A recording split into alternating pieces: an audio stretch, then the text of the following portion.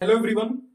आज हमारे साथ हैं मिस्टर समाज पार्टी के ये मीडिया अध्यक्ष हैं, जो कि ये आजाद समाज पार्टी के साथ तन मन धन से अपना काम करते हैं और निष्पक्ष बिना प्रॉफिट के ये उस पार्टी के साथ काम करते हैं जो कि जिनके नाम और जो कि उनके फाउंडर हैं चंद्रशेखर रावण। तो आज हम चंद्रशेखर रावण जी के बारे में शिवम जी के द्वारा जानेंगे कि वो इतने फेमस कैसे हुए, उनका नाम कैसे क्या पड़ा, वो इतना लोगों के दिलों में कैसे बसे। आज इन सारे टॉपिक्स पे हम डिस्कस करेंगे जो कि उनके दिल के बहुत ही करीब हैं। मिस्टर शिवम कुमार जो कि आज बताएंगे कि चंद्रशेखर रावण जी के बारे में, जो सांसद कैसे बने, इतना फेमस कैसे हुए। तो आइए हम शिवम जी से मिलते हैं और जानते हैं कि क्या उनका इतिहास रहा है। तो शिवम जी, थोड़ा सा हमारे ऑडियंस को आप अपना इंट्रोडक्शन दे दीजिए। Thank you. मैं शिवम कुमार बौद्ध, तो मैं आजाद समाज पार्टी में मीडिया अध्यक्ष हूँ। और जैसे कि आपने मुझे पूछा कि चंद्रशेखर भाई ने इतने कम समय में इतना अच्छा क्रेज समाज में बनाया और समाज के लोगों को एकजुट करके जागरूकता दिखाई जी। और उसके ऊपर बढ़ते शोषण और अत्याचार के ऊपर उन्होंने स्टॉप लगा दिया जी। तो इसके पीछे का कारण क्या था? तो इसके पीछे का सबसे बड़ा कारण तो यह है, संघर्षों में बल होता है। बिल्कुल सर। जान इंसानों में होती है, मुर्दा तो खराब होते हैं। तो ठीक है, तो मेरा मानना ये है, जो एजुकेटेड व्यक्ति है, वो भाई तो पहले से भी एडवोकेट रह चुके हैं जी। तो उन्होंने देखा समाज में कुछ, उन्होंने अपने परिवार से रिलेटेड भी देखा और कुछ समस्याओं से और कुछ उन परिस्थितियों से वो गुजरे और उन्होंने देखा। और देखते हुए जब देखा ना कि हमारे समाज में आज भी वही जो वर्षों से चली आ रही है परंपराएं, वो आज भी खत्म नहीं हुई, तो उन्होंने कहा अगर इस परंपरा के खिलाफ हम नहीं लड़ेंगे और हम इस युद्ध के अंदर नहीं उतरेंगे। हमेशा युद्ध में पहला एक व्यक्ति उतरता है, सिंगल पर्सन। अगर सिंगल पर्सन इस चीज में कामयाब होता है, वो इसलिए सिंगल पर्सन उतरता है कि मैं अगर अपने पीछे 4 लोगों को लेकर उतरता हूँ तो उन 4 लोगों के परिवार वालों को मैं क्या जवाब दूं, क्योंकि वो तो अपने सर पे कफन बांध के निकलता है। बिल्कुल सर। तो सर हमारा आपसे कुछ क्वेश्चंस रहेंगे, जो कि मैंने चंद्रशेखर रावण जी के बारे में बहुत रिसर्च किए और मैं उनसे भी बहुत इंस्पायर हूँ। तो मैं उनके थोड़ी इतिहास के बारे में जानना चाहता हूँ, क्योंकि आप उनसे हमेशा मिलते रहते हैं एज ए फ्रेंड। तो सर हमारा आपसे एक क्वेश्चन रहेगा चंद्रशेखर रावण जी के बारे में, वो फेमस इतना जल्दी कैसे हुए सर? एक तो उन्होंने काफी अच्छे से, जैसे कि गरीबों के ऊपर कहीं भी कोई इलेक्ट्रिसिटी शोषण कुछ भी हो रहा है उनके ऊपर, ठीक है, किसी बहन का रेप हो गया, आजकल रेप टू अटेंड के केसेस बहुत ज्यादा आ रहे थे उत्तर प्रदेश के अंदर। और दूसरा आप देखो कि दलितों की हत्या करना, कभी घोड़ी पे चढ़ के उनको मार देना, घोड़ी पे नहीं चढ़ने देंगे, ये शमार है, नीच है, अछूत है, वाल्मीकि है, मतलब किसी भी शेड्यूल कास्ट को उसे बेइज्जत करके बदनाम करना, जो सदियों से चला रहा है, जैसे कि मैंने आपको आज बताया। तो उसके खिलाफ उन्होंने लड़ाई लड़ी और उन्होंने कहा कि डॉक्टर बाबा साहब अम्बेडकर, जिन्होंने भारत का कॉन्स्टिट्यूशन लिखा, उन्होंने कहा समान अवसर दिए जाए, सबको बराबरी के अधिकार हैं, सबको समान एजुकेशन प्राप्त होगी, सबको समानता का अधिकार होगा। तो आज भी ऐसा नहीं लगता 70-78 साल बाद कॉन्स्टिट्यूशन के और आजादी के 70 साल बाद, 75 साल बाद, कि आज भी हम आजादी से जी रहे हैं। क्योंकि महिलाओं को आज देखो ना, उत्तर प्रदेश में कितने रेप और ऐसे बेहुदा के सामने आ रहे हैं, और जो हत्यारे हैं और गुंडे टाइप के जो लोग हैं वो आज भी खुलेआम घूम रहे हैं। तो हम किसी सरकार को तो ट्रोल नहीं कर रहे, इसमें कहीं ना कहीं ये सरकारों की ही कमी है, मानना पड़ेगा। तो उसके खिलाफ इन्होंने युद्ध लड़ा और बहुत अच्छी प्रपोजिशन भी पाई और समाज में एक अच्छा नाम आया। उन्हें एक नेता की जरूरत थी कि बहुजन समाज में कोई कल्याणकारी नेता है। कि इनका एक और नेता है जिसको ये गुरु मानते हैं, साहब काशीराम जी। 2006 में उनका निधन हो गया। आप कभी उन पर रिसर्च करना। बिल्कुल, मैं रिसर्च करेंगे और हम इस टॉपिक पे भी बात करेंगे। वो बहुजन समाज के एक ऐसे युद्धकारी नेता रहे हैं, उन्होंने काफी संघर्ष किया। उन्होंने बहुजन समाज पार्टी की जो राष्ट्रीय अध्यक्ष हैं मायावती, उनको तो आप जानते ही हो। अरे सर, कौन नहीं जानता। तो उसकी स्थापना साहब काशीराम जी नहीं कर पाए। जी सर, जैसा कि आपने बताया कि चंद्रशेखर आजाद जी इतने कम उम्र में सांसद भी बन गए और इन्होंने अपनी बहुत अच्छी पॉपुलैरिटी और लोगों के दिलों में अपना राज बनाया है और लोगों के दिलों में बसते हैं। जैसे कि हमारे जो जाटो समाज है, और जाटो समाज ही नहीं कह सकता, अदर कास्ट भी इनको बहुत मानते हैं। जैसा कि शिव, हमारा दूसरा क्वेश्चन आपसे रहेगा, चंद्रशेखर आजाद जी को आप क्या मानते हो, अपने दिल से क्या मानते हो उनको? मैं पहले तो डॉक्टर बाबा साहब अम्बेडकर को अपना गुरु मानता हूँ जी, और वो उनके आइडल पे ही चलते हैं जी। तो अगर उस रूप से देखा जाए तो फर्स्ट पर्सन डॉक्टर बाबा साहब, सेकंड पर्सन मतलब वो भी मेरे गुरु ही हैं जी। तो मैं उन्हें अपना गुरु ही मानता हूँ। बहुत अच्छा सामाजिक कार्यक्रम कर रहे हैं, समाज सुधारक है, उन्हें मैं समाज सुधारक के रूप में देखता हूँ। और एक अच्छा यूथ आइकॉन मानता हूँ मैं उन्हें, तो उन्होंने नई युवा शक्ति को एक ऐसी ललकार दी और उन्होंने बताया कि आपके अधिकार क्या है, आपके राइट्स क्या है, अपने राइट्सों को जानो। एजुकेटेड व्यक्ति को मैं मानता हूँ यहाँ तक है कि 100% में से केवल 20% लोगों को पता था कि मेरे अधिकार क्या है कॉन्स्टिट्यूशन के। जी जी। तो उन्होंने जिस तरीके से कहते हैं ना कि पहले जमाने में एक काम हुआ करता था, नारद मुनि करते थे, जगह जगह बताते थे, प्रचार करते थे। अब आप उनका काम समझ लो, ठीक है। तो कहते हैं कहीं बुराइयां होती है तो कहीं ज्यादा अच्छाइयां भी होती हैं। तो उन्होंने उसे बारीकी से ना लोगों में फैलाया और बताया लोगों को कि अपने अधिकारों को समझो और अपना हक के लिए खड़े हो। अगर आज नहीं खड़े होगे तो फिर कभी कुछ नहीं होगा। अगर चंद्रशेखर आजाद जी किसी प्रॉब्लम में होते हैं तो आप उनके लिए क्या कर सकते हो? जो भाई आदेश कर दें, जान उनकी है। अच्छा, क्या आप जान दे सकते हैं चंद्रशेखर आजाद जी की? बिल्कुल। मैं ऑन रिकॉर्डिंग इसलिए बोल रहा हूँ, मैं कैमरे के सामने इसलिए बोल रहा हूँ क्योंकि दे सकता हूँ, और मैं फेस बाय फेस बोल रहा हूँ।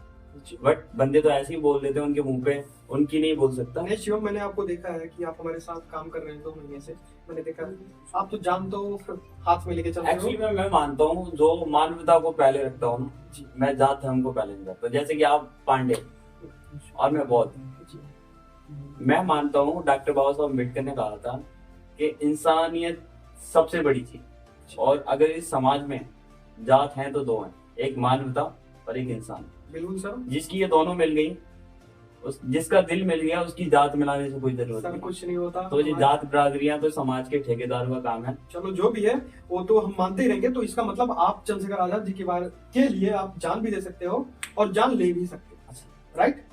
दूसरी चीज, चंद्रशेखर आजाद जी को आप अपना गुरु मानते हैं। पहले आप भीमराव अम्बेडकर जी को अपना मानते हैं, जो कि सब मानते हैं।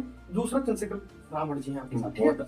तो सर हमारा आपसे तीसरा क्वेश्चन रहेगा, कम समय में इतना फेमस कैसे हुए हो?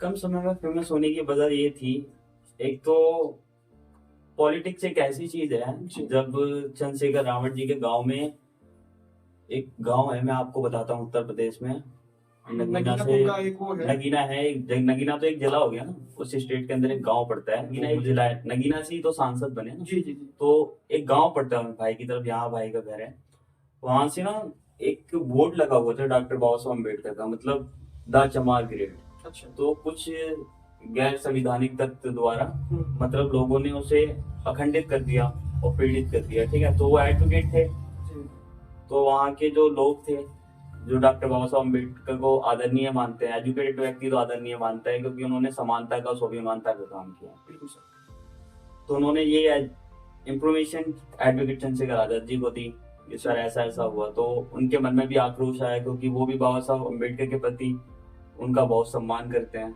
उनको अपना गुरु मानते हैं।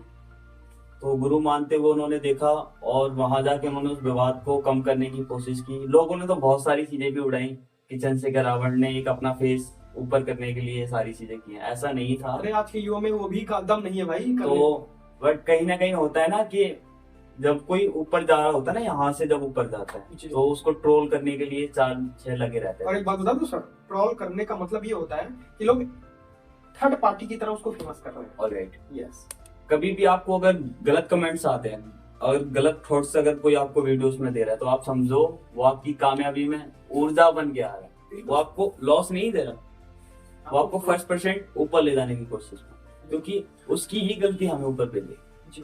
तो सर जैसा कि मैंने आपसे पूछा था कि इतने कम समय में फेमस कैसे हुए, तो हमारा आपसे 4th क्वेश्चन रहेगा, चंद्रशेखर रावण, आपने सुना होगा सोशल मीडिया पे हर जगह चंद्रशेखर आजाद तो उनका नाम है, पर उनका नाम रावण कैसे बना? रावण आप जैसे सर मीडिया के लोगों ने दे दिया, क्योंकि एक्चुअली मैं आपको बताता हूँ रावण कैसे पड़ा। यहाँ तक भैया ने बताया, भैया बताते हैं कि राम हमें बनना नहीं है, राम बनेंगे तो 14 साल का वनवास हो जाएगा जब तक मेरा समाज खत्म हो जाएगा, क्योंकि ये राम राज्य बनने लायक नहीं है, कलयुग है साहब। आप अपने लैंग्वेज में से कलयुग कहते हो, जैसे कि मैंने कहा ये पांडे जी और मैं बौद्ध जी, मैंने कंपेयर नहीं किया, नॉट कंपेयर योरसेल्फ। मैंने एक बताया जो सामाजिक में जाके अपना सरनेम बता। काफी लोग पूछते हैं ना कि आपका सरनेम क्या है, क्या लगता है, तो आप जिस दिन सरनेम पूछना बंद कर दोगे उस दिन जातिवाद खत्म हो जाएगा। तो ऐसा हुआ था कि मीडिया के लोगों ने ना बहुत जल्दी से इसे पॉपुलेशंस बनाया। उन्होंने कहा कि राम हमें बनना नहीं है, हम रावण ही ठीक है। और जो हमारे समाज के ऊपर शोषण अत्याचार करेंगे, हम तो उनके लिए वास्तविकता में रावण ही हैं। रावण इसलिए है क्योंकि देखो, रावण भी एक काफी अच्छे महान पुजारी थे। बाबा उनकी क्या बोलते हैं, भगवान शंकर के एक महान तपकारी थे वो। उन्होंने इतना तप किया और बहुत सारी विद्य शक्तियां भी उनके पास थी। तो उन्होंने ना हमेशा राक्षसों का वध किया। और कहीं ना कहीं एक ऐसा पर्सन हर इंसान में और देवताओं में, महान पुरुषों में होता है। कहते हैं ना, लाइफ में सबसे एक ना एक बार गलतियां हो जाती हैं। तो हम अगर उन गलतियों को उनमें कन्वर्ट करेंगे तो आप काफी लोग ना रावण को दृश्य नजरों से देखते हैं। दृश्य नजर कहने का मतलब ये है, गंदी निगाहों से देखते हैं कि रावण एक गंदा इंसान था। नहीं, ऐसा नहीं था। उसने कहीं ना कहीं इतने पुण्य किए कि शंकर भगवान को प्रसन्न कर दिया। और कहीं ना कहीं ऐसा प्रसन्न था, जैसे कि मैंने कहा, डॉक्टर बाबा साहब अम्बेडकर मेरे फर्स्ट नंबर पे, सेकंड नंबर पे चंद्रशेखर भाई। क्योंकि जितनी मेरी एज के अकॉर्डिंग डॉक्टर बाबा साहब अम्बेडकर के बारे में मेरे फादर ने, उनके फादर ने भी मुझे बताया, पर चंद्रशेखर भाई को केवल मैंने देखा और मेरे फादर अब थे। तो सेकंड परसेंट इसलिए हो गया। और वैसे ही रावण का है, रावण ने भगवान शंकर, उनको ना 3 लोक का दाता बताया जाता। तो उसने देखा उस प्रेम शक्ति को, उसका हवास होते उसने देखा कि हाँ, कुछ ऐसा है कि जो नॉन बायोलॉजिकल है और जो अनंत है, जो पैदा नहीं में ऐसा था। कहीं ना कहीं उनकी एक गलती रही राम जी के लिए। मतलब वो एक मनुष्य रूप में, मैंने इसलिए बोला कि वो मनुष्य रूप में आए और रावण उनको पहचान नहीं पाया। रावण की सबसे बड़ी गलती थी, क्योंकि भगवान शंकर के ही 4 अवतार थे ना। तो सर, हमारा जो आपसे क्वेश्चन है कि जैसा कि आजकल चंद्रशेखर रावण जी सांसद भी बन चुके हैं और उनका बहुत अच्छा क्रेज है मार्केट में, लोग उनको मानते हैं, लोग उनको अपना मार्गदर्शक मानते हैं, ताकत मानते हैं। क्या आपको लगता है कि आने वाले समय में सांसद से क्या प्रधानमंत्री बनेंगे? ऑफकोर्स, मैं तो ये जानता हूँ, अगर आज आप ग्राउंड लेवल पे काम कर रहे हो, मेरा जो मानना है, आप जैसे कि ग्राउंड लेवल पे काम कर रहे हो, ऐसा नहीं है कि आज आपके जो कंटेंट है उन कंटेंट पे 40 या 50 व्यूज आ, कल को हो सकता है आपको कंटेंट को देखते हुए लोग उस चीज से ना फायर में आए और देख के उस फीवर में आके उस चीज से ना थोड़ा सा फेस लें और देखे कुछ अच्छा सीखने को मिल रहा है। तो वो उसके काम पे डिपेंड करता है। और यहाँ तक जो एक एडवोकेट थे, मामूली से एडवोकेट की कितनी सैलरी होती होगी? सर, उनकी सैलरी नहीं होती है, कमा लेते इतना काम आ जाए बस वही है, ठीक है। बट उनका कोई सपना नहीं था, कोई ड्रीम नहीं था, बस समाज का एक कार्यकर्ता होने के नाते, और डॉक्टर बाबा साहब अम्बेडकर का एक सपना भी था। तो काफी पढ़े लिखे हैं, मैं उनके बारे में तो बस यहाँ तक मेरा मानना है, जैसा मुझे लगता है। चंद्रशेखर भाई की मैंने लाइफ के बारे में कभी पूछा नहीं, बाकी जो मेरा मानना है, चंद्रशेखर भाई का एक मानना था कि अगर लाइफ में कुछ करना है तो अपने घर के लिए तो करेंगे ही, पर डॉक्टर बाबा साहब अम्बेडकर ने जो किया है ना, हम उस कार्यक्रम को आगे बढ़ाएं। क्योंकि सदियों से जो मूवमेंट रुका हुआ था ना, उन्होंने उस मूवमेंट की शपथ लेके कहा था कि इस मूवमेंट को बढ़ाना है। क्योंकि डॉक्टर बाबा साहब अम्बेडकर ने भी देते हुए संविधान सभा में कहा था, जिस मूवमेंट को मैं सौंप रहा हूँ, अगर इसे बढ़ा ना पाओ तो इसे यहीं रोक देना, पीछे मत जाना। बिल्कुल सर। सर, हमारा क्वेश्चन आपसे और रहेगा, जैसे कि शिव, आपने चंद्रशेखर रावण जी के बारे में बहुत अच्छा एक्सप्लेन किया, बहुत अच्छा बताया। एक बात बताइए सर, आपने जब फर्स्ट टाइम चंद्रशेखर रावण जी से मिले थे तो आपको कैसा फील हुआ? मुझे बहुत अच्छा फील हुआ। देखो, कभी कभी होता है ना, जैसे कि हम किसी भी चीज को सोशल मीडिया के माध्यम से, किसी भी माध्यम से अगर हम किसी भी चीज को पसंद करने लगते हैं, जब उसके प्रति प्यार, दिल में एक अच्छा आक्रोश आता है कि ये व्यक्ति हमें एक अच्छी सीख दे रहा है और एक अच्छा आक्रोश हमारे मन में पैदा कर रहा है, कि युवा शक्ति जब उनके साथ में तेजी से इंटरफेयर होने लगी, तो मेरे मन में भी एक क्वेश्चन आया कि यार ऐसा कुछ है, या फिर सोशल मीडिया में एडिटिंग तो नहीं है कुछ, मैंने कहा किसी को भी फेस दिखाने के लिए या फिर उसको ऊपर करने के लिए सब हो रहा हो। तो मैंने देखा कुछ भीम आर्मी के पदाधिकारी थे, तो उनसे जाके संपर्क किया, उनके टच में गया, उनसे थोड़ा सा मैंने इंटरफेयर होकर मैंने बोला कि भाई मुझे ना चंद्रशेखर भाई से मिलना है। तो उन्होंने कहा कि ठीक है, मिला देंगे, आप हो कौन? फिर उन्होंने मेरा थोड़ा सा पूछताछ मुझसे करी कि आप कहाँ रहते हो, क्या करते हो, तो बैकग्राउंड के बारे में। हाँ, फिर मुझसे पूछा, मैंने उन्हें सारी डिटेल्स देके फिर मैंने उन्हें कहा कि मुझे एक बार मिलना है, मैं उन्हें अपना गुरु मानता हूँ। तो उन्होंने कहा गुरु क्यों मानते हो? मैंने कहा मैं गुरु उन्हें अपने एजुकेटेड मार्गदर्शक के मामले में मानता हूँ, क्योंकि जिस तरीके से उनकी पढ़ाई है और जिस तरीके से वो काम करते हैं, वो तरीका मुझे बहुत अच्छा है। अच्छा, तो तो आप कहीं ना कहीं मुझसे मिलता है। आजाद जी से मिलके बहुत अच्छा लगा आपको? हाँ, दिल में बहुत चलो, ज्यादा खुशी है। कोशिश रहेगी हम भी मिलेंगे आजाद जी से और उनके कार्यालय में भी चलेंगे।